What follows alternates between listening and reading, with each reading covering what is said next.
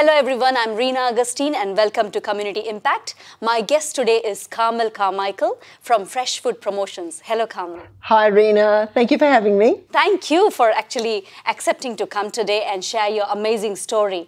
Carmel, you actually came to Australia in 1971? That's right, Wow. a long time ago. Long time ago. I was 7 years old back then. So. And what made you come to Australia? I knew life. Mum became a widow and my dad's thought was to come to Australia, so she continued on that journey, which is what he wanted. So we were here. That's excellent. So Carmel, you landed in Perth? Yeah, I think all the migrants landed pretty much at Perth, maybe Melbourne, but in particular it was Perth, Fremantle. And you arrived from Italy?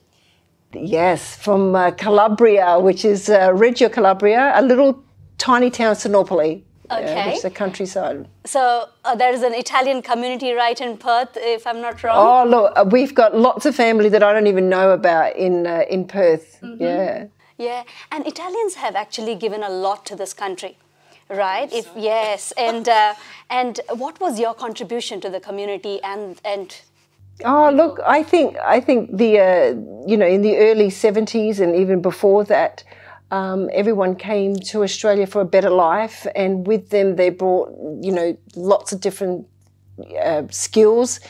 I think my skills is just being a good person, being hard worker, that kind of thing. And you started this Fresh Food Promotions, promoting the cooking. Yes, yeah. Well, I've had a wonderful life with family, cooking and doing all the classic Italian things, making pasta sauces when I was a little girl, which we all hated when we were little.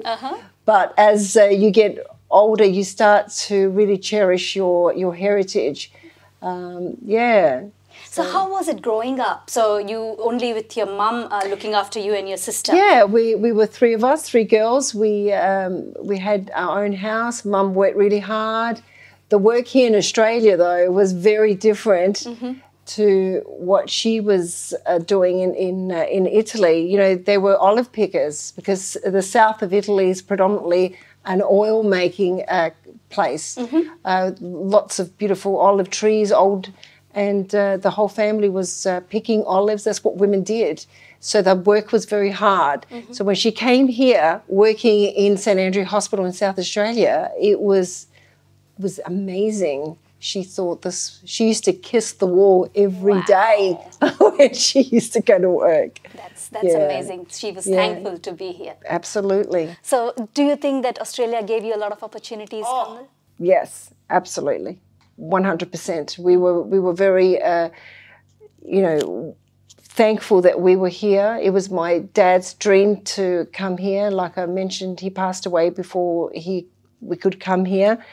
But Mum continued, and it was, life in Italy was very hard. It was, little country towns, and it was very rich in other things, but work-wise, it was pretty difficult. So here in Australia, we've got it made. Wow, that's we're very grateful. So Carmen, you run your own business. I do. You give opportunities to so many people to work with you. Yeah. And also, you educate the people in the shopping centres and where not. Can you tell about it? Oh, look, like I was saying that I've had this amazing life where we did lots of beautiful things. Women get together and they cook.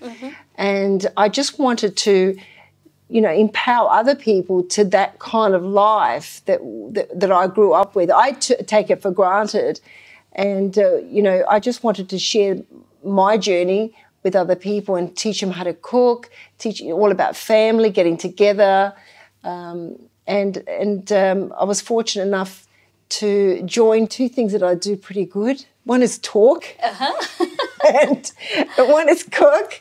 So I was, started this business promoting fresh food retailers and cooking and chatting at the same time. And how long you been doing this for? A long time, long time, over 20 years, but on my own since 2011. So I'm, fully I'm it. Okay. I do it all. And your passion was hairdressing. I know. And cooking. Where does that match? It doesn't match.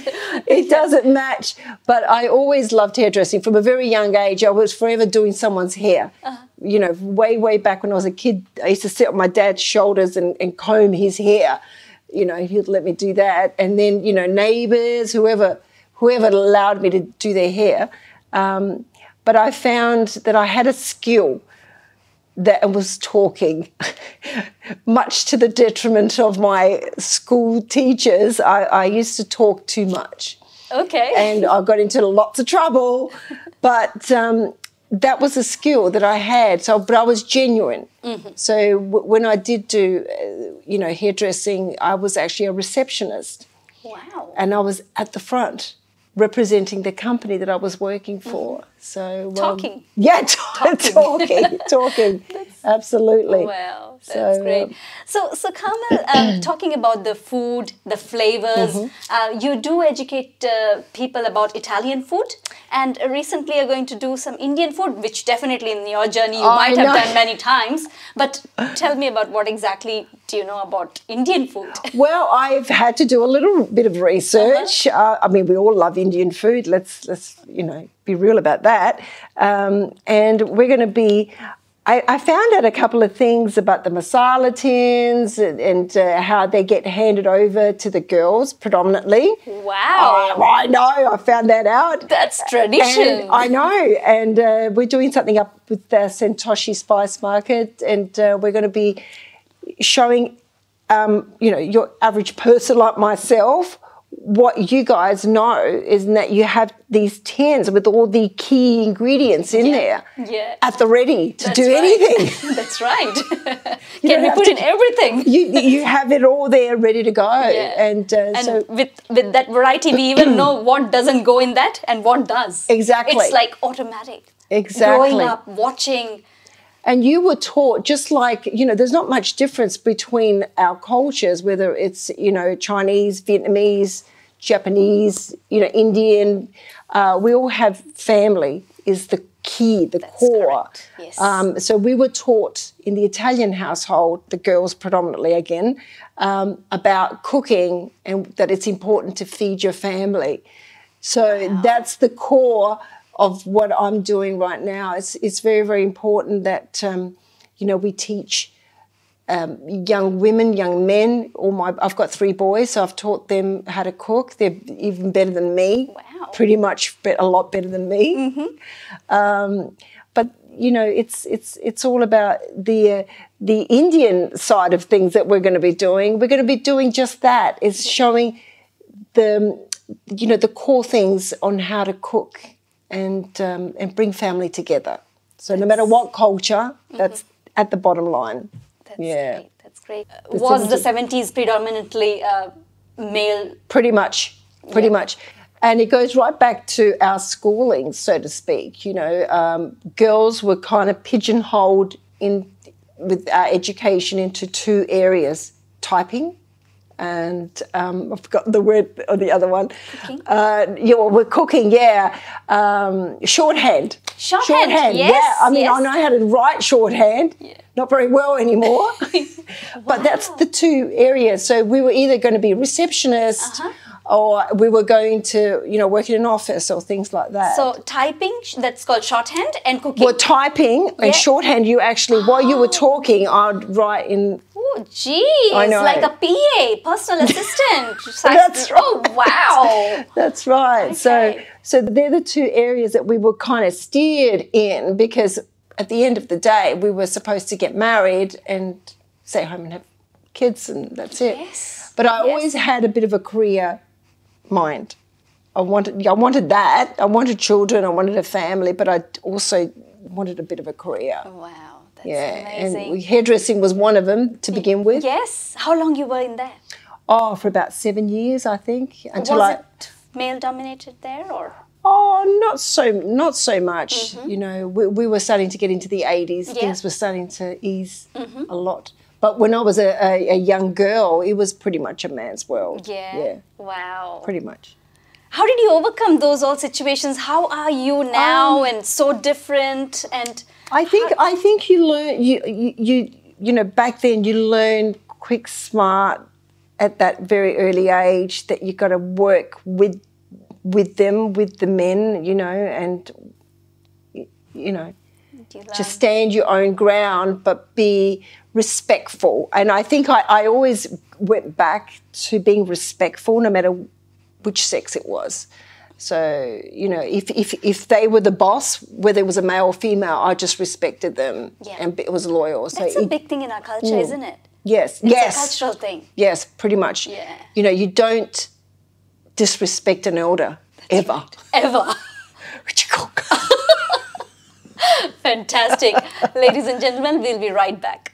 Hello ਸਤਿ ਸ਼੍ਰੀ ਅਕਾਲ ਨਮਸਕਾਰ ਇੰਡੋਜ਼ TV ਦੇਖ ਰਹੇ ਸਾਰੇ ਦਰਸ਼ਕਾਂ ਦਾ ਮੈਂ ਹਰਜਿੰਦ ਕੌਰ ਮੰਗਟ ਸਵਾਗਤ ਕਰਦੀ ਹਾਂ ਦਰਸ਼ਕੋ ਜਿਵੇਂ ਕਿ ਤੁਸੀਂ ਸਾਨੂੰ YouTube ਦੇ ਉੱਤੇ ਬਹੁਤ ਹੀ ਪਿਆਰ ਦੇ ਰਹੇ ਹੋ ਪਰ ਉਸ ਤੋਂ ਇਲਾਵਾ ਤੁਸੀਂ ਸਾਨੂੰ ਦੇਖ ਸਕਦੇ ਹੋ ਰੀਅਲ ਟੀਵੀ ਦੇ ਉੱਤੇ ਜ਼ਿੰਗਾ ਟੀਵੀ ਦੇ ਉੱਤੇ ਸੁਪਰ ਟੀਵੀ ਦੇ ਉੱਤੇ ਜੀਓ ਟੀਵੀ ਦੇ ਉੱਤੇ ਜੁਗਨੀ ਟੀਵੀ ਦੇ ਉੱਤੇ ਇਸ ਤੋਂ ਇਲਾਵਾ IPTV ਗਲੈਕਸੀ ਸ਼ਾਵਾ ਗੋਲਡ ਅਤੇ ਸਾਡੇ ਹੁਣ ਤੁਸੀਂ ਐਪ ਨੂੰ ਡਾਊਨਲੋਡ ਕਰ ਸਕਦੇ ਹੋ ਆਈਫੋਨ ਦੇ ਉੱਤੇ ਤੇ ਐਂਡਰੋਇਡ ਫੋਨ ਦੇ ਉੱਤੇ ਉਹ ਵੀ free of cost ਤੇ ਦੇਖਦੇ ਰਹੋ 24/7 entertainment ਜੇਕਰ ਤੁਸੀਂ ਸਾਡੇ ਪ੍ਰੋਗਰਾਮ ਨੂੰ ਸਪਾਂਸਰ ਕਰਨਾ ਚਾਹੁੰਦੇ ਹੋ ਤੇ ਐਡਵਰਟਾਈਜ਼ਮੈਂਟ ਦੇਣਾ ਚਾਹੁੰਦੇ ਹੋ ਤਾਂ ਨੰਬਰ ਨੋਟ ਕਰ ਲਵੋ 35589436 ਸੋ ਦੋਸਤੋ ਦੇਖਦੇ ਰਹੋ ਤੁਹਾਡਾ ਆਪਣਾ Australian TV Indoz TV thank you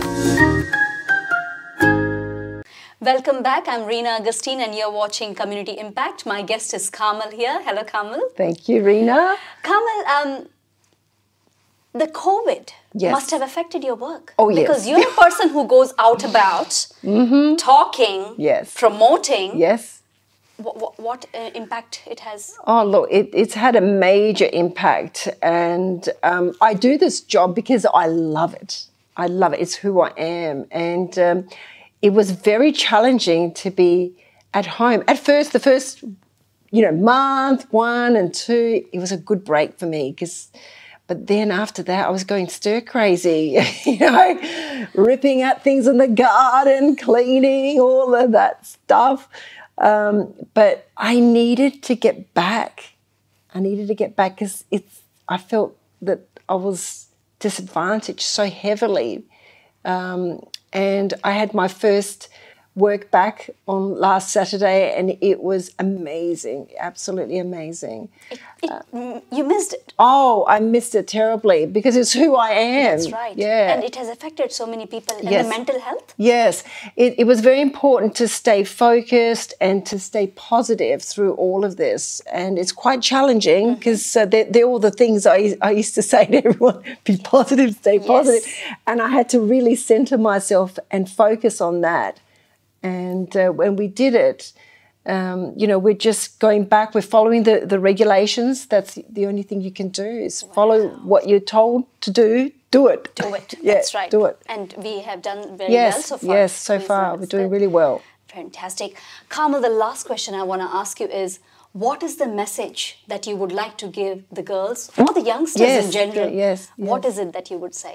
Oh, look, if you're coming from another country, you know, we look different. You sound different, and that was me as a youngster. I tried to be someone I wasn't, and I think it's very, very important to be authentic, to be who you are, because you will sound different.